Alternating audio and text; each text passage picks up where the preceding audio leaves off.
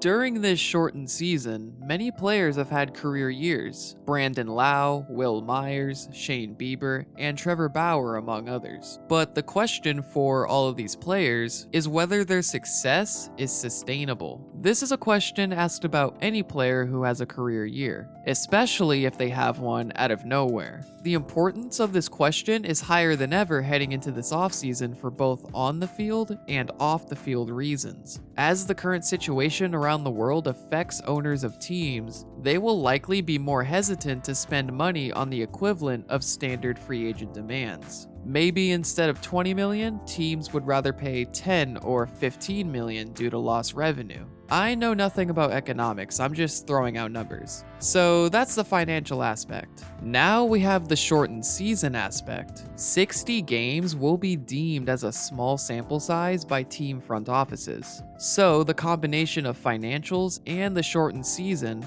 will likely alter the value of free agents this offseason. But the question I want to answer is whether these breakout stars will build upon their 2020 production moving forward. One of these breakout stars is Marcell Ozuna. So let's take a quick look at his past to see how he got to where he is today. In 2008, Ozuna started off his career in the Marlins organization after signing as an international free agent for $49,000. Former president of baseball operations for the Marlins, Michael Hill, who actually just recently parted ways with the organization, he knew that Ozuna could be successful at the big league level. After about 5 years in the minor leagues, Ozuna was added to the 40-man roster after the 2012 season, and came into the 2013 season as the league's 75th best prospect by Baseball America. He made his debut on April 30th, 2013 for the Miami Marlins. He only played 70 games on the Major League roster, as on July 26th, he injured his thumb and would require season-ending surgery. He didn't impress much in his short stint, but he essentially had his spot locked for the 2014 season.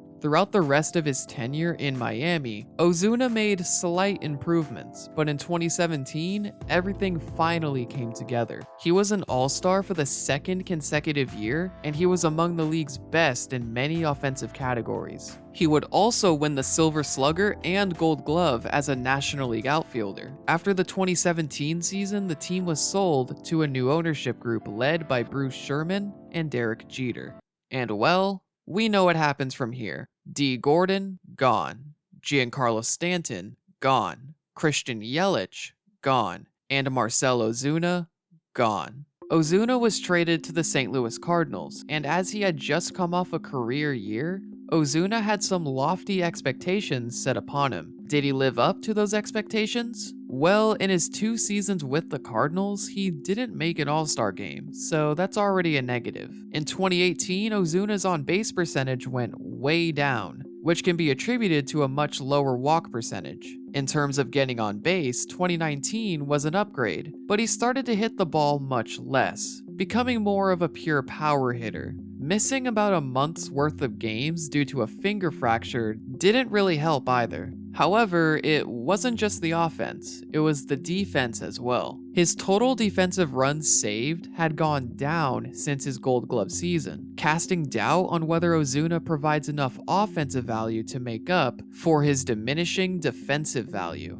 Well, the Cardinals offered Ozuna a qualifying offer after the season, worth $17.8 million for 1 year. He declined and signed with the Braves on a 1-year deal worth $18 million in late January 2020. Well, this season, Ozuna had a bit of a resurgence. As he played about 2/3 of his games as the starting DH, Ozuna was able to focus on what he does best: hit the ball. Playing all 60 games, Ozuna ranked among the league leaders in many stats, and the only reason he was considered the second best hitter on the Braves was because Freddie Freeman is the MVP frontrunner. Still, you can't take away what Ozuna has accomplished in his first year in Atlanta. Well, maybe I will take that away, because I want to answer the question of whether this career resurgence is sustainable in the long term. Looking at the advanced stats, Ozuna made significant improvements to his approach at the plate. You can visually see these improvements by looking at his percentile rankings.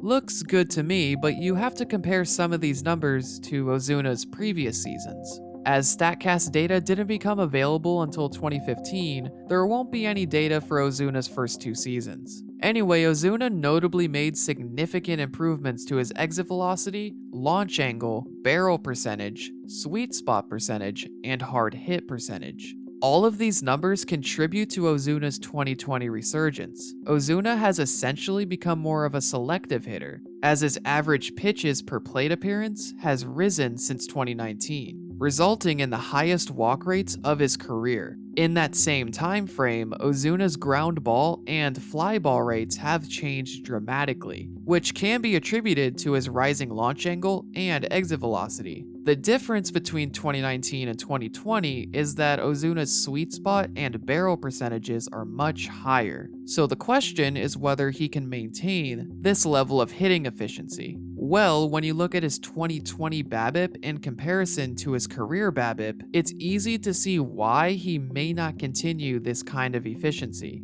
A season BABIP that is much higher than a career BABIP is an indicator that Ozuna is hitting base hits into the gap more than usual, which can indicate that he is overperforming. His expected batting average tells a similar story. However, he has still risen a lot of critical numbers such as exit velocity and launch angle. In turn, his regular slugging percentage and expected slugging percentage are essentially the same. Honestly, I don't expect him to maintain an MVP level of production through a full season. However, I think there is a middle ground that he can reasonably maintain as he heads into free agency for his age 30 season. Despite all of the uncertainty, Ozuna is surely worth a lot more than a qualifying offer at this point. Ozuna has definitely been assisted by the implementation of the DH in the National League. Whether he stays with the Braves or in the National League may be contingent on whether the National League adopts the DH rule on a permanent basis. I think it's pretty likely the DH will stay, as some teams and players have built their 2020 success on the establishment of the DH. So it's likely it would be difficult for some teams and players to let go of the new rule. I believe Ozuna could receive a contract similar to JD Martinez in 2018.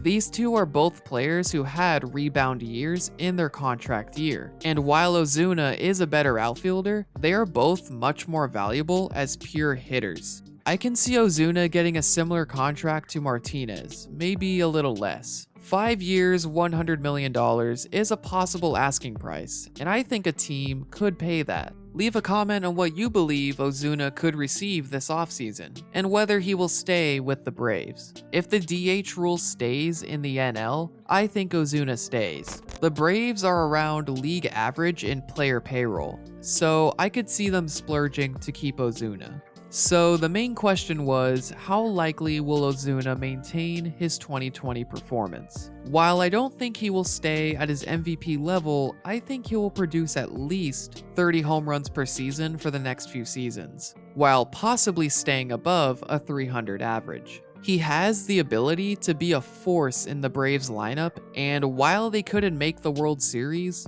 Ozuna can be a vital performer for a future World Series run. I hope you guys enjoyed the video. Leave a like if you did. Subscribe if you want to stick around for more videos just like this. Thanks for watching.